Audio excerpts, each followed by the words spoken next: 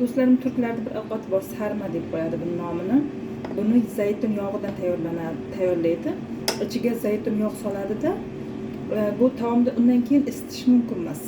Bir o'tirganda yeyish kerak. Yeyilsa ham masalan, nima desam, isitmaydi. Isitmasdan yeydi. Chunki zaytun yog'ida qilingan taomlar isitilmaydi.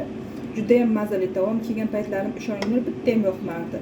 Turklarda ko'p ovqat taomlar yoqmasdi. Hozir buni eng yoqtirgan taomim mana shu taom. Juda ham yaxshi ko'rib qolganman.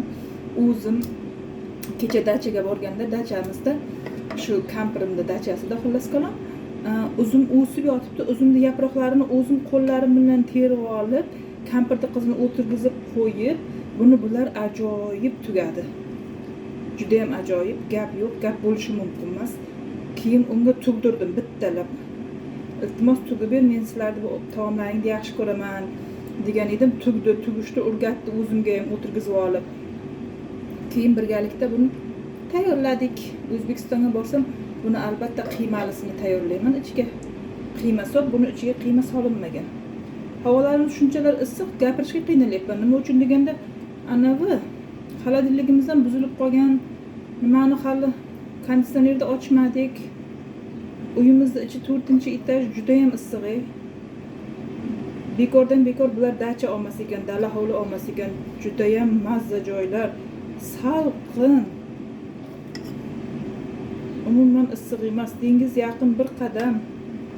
Bekordan bekor boylar dala hovli olmas ekan. Hammaga ham Allohim shunaqa boyliklar bersin. Mana endi sarmalarim ochilib ketganlarni alohida qilyapman, o'zimga olib qolyapman. Bu ochilmagan zo'ri.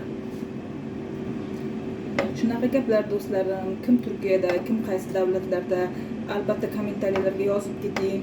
Siz ham esdalik bo'lib qolishi uchun internetlarga videolar qo'ying. Hamma davlatlarda taomlari har xil bo'ladi, insonlari har xil bo'ladi. Taomlarni pishirib albatta internetlarga qo'ying. Men hali vaqtim bo'lgani yo'q, endi shunaqa ish qilmoqchiman. Anchadan beri qilmoqchi bo'lib yuribman-ku, qilganim yo'q. Internetlarga rasm, videolar olib, nimani turklarning taomlarini qo'ymoqchiman. Bismillah deb nasib qilsa. Eng qizig'i, Turkiyada men kelib ishlaydigan oila turk emas. Bularda ham o'zgacha bir antiqa taomlari bor. Pishirib berdi, bizga o'xshab bular ham xamirli taomlar ko'p ekan, punchik qizlar ko'p ekan. Mehmonlar keldi, mehmonlardan ko'rdim, bildim. Shunaqa gaplar do'stlarim. Ana. Sarmani joylab qo'ydim. Endi buni kampirimda qiziga beraman. Qolganini o'zim yeyman. Kimga bu taom yoqadi, kimga yoqmaydi, albatta buni ham yozib keting. Xullas qalam, ana shunaqa gap, azizlarim, do'stlarim. Bugun nechi chislo? Bir zamonlar ketib O'zbekistonlarga boramiz, O'zbekistonlarda yuramiz deb esdalik bo'lib qolsin deb bularni videolarni olib internetga qo'yapman. Xullas qalam. Buni ko'pchilik biladi.